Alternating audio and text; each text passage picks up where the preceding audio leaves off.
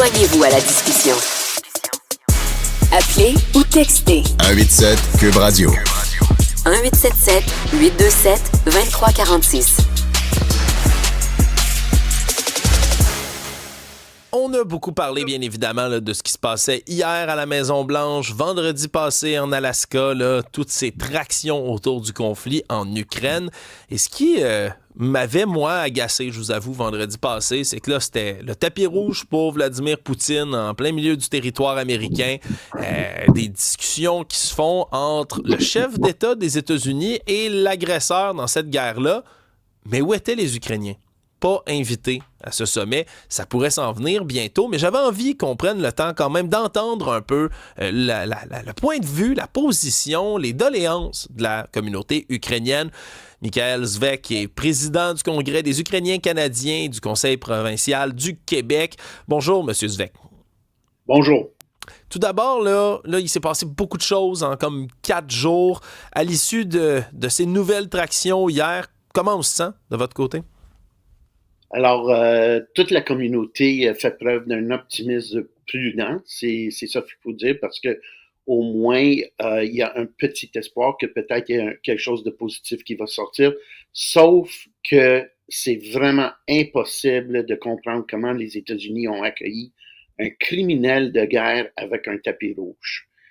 C'est la première chose. Sans avoir l'Ukraine à la table, on voit que le président Trump peut-être adore Poutine, ou il y a une faiblesse évidente lorsqu'on met en question ce genre de comportement. Oui, puis ça, c'était ma prochaine question pour vous. Le fait que ce soit Donald Trump, de toutes les personnes sur la planète, là, qui est le maître d'œuvre de ce qui semble se passer, qui est à la table des négociations, est-ce qu'on fait confiance à un homme comme ça pour mener ce genre de négociations-là? L'imprévisibilité de Donald Trump dans tous les discours, c'est vraiment le cadeau pour la Russie. Si on retourne à la semaine passée, Donald Trump avait dit qu'il y aurait des sanctions fortes imposées si la Russie allait rejeter le cessez-le-feu. Et puis, quelques jours plus tard, il n'y a pas de cessez-le-feu, il n'a pas accepté du tout. Et où sont les sanctions? Il n'y en a pas. Donald Trump continue et son cabinet continue de parler de concessions. C'est des concessions unilatérales. Pourquoi est-ce que l'Ukraine doit céder le territoire? Et la Russie, qu'est-ce qu'ils vont donner? Fait que c'est difficile de voir qu'il va y avoir un bon discours dans les prochains jours. Comment du côté de la communauté, là, vous parliez d'optimisme prudent, mais comment on réussit à, disons, à se remonter le moral ou à se raccrocher à certains éléments pour pas tomber dans le désespoir dans ce dossier-là? Qu'est-ce qui vous motive encore là, dans cette lutte-là? Qu'est-ce qui est un point brillant et positif pour vous? Alors, le point le plus brillant, c'est la résilience du peuple ukrainien. Ça, c'est clair et net.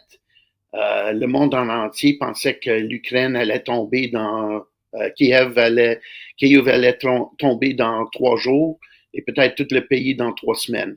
Et puis 3 ans plus tard, la Russie ont pas réussi avec leurs objectifs.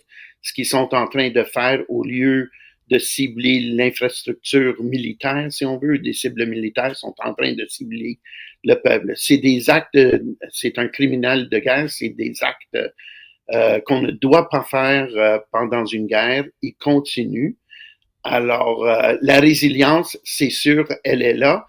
Et puis, il y a d'autres aspects assez positifs aussi. C'est que l'Europe semble plus en faveur de supporter avec un soutien pour l'Ukraine. On parle de l'article 5, peut-être pas exactement, mais les mots qui ressemblent à un article 5 là, en faveur d'Ukraine.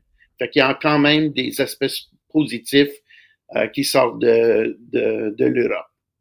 Oui, et si l'unité européenne peut revenir autour de tout ça, là, c'est vrai que ça fait déjà ça de gagner. Monsieur Chouek, en terminant, peut-être nous donner un message que vous aimeriez passer peut-être à nos auditeurs, nos auditrices, aux gens qui suivent le conflit depuis plusieurs années, qui savent peut-être plus où donner de la tête avec tout ça.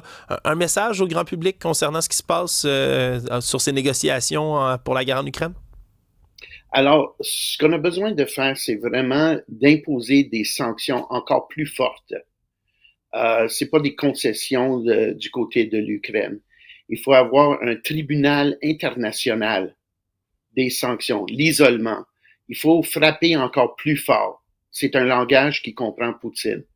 Alors, si on devient mou là-dedans, il va juste continuer dans quelques années. Ouais. Ça, c'est certain que ça fait partie quand même de l'ADN là, du régime de Vladimir Poutine. Monsieur Michael Chouek, vous êtes le président du Congrès des Ukrainiens canadiens du Conseil provincial du Québec. Merci de nous avoir parlé ce matin. Lâchez pas, tenez bon dans cette lutte-là. Merci. Merci. Au revoir.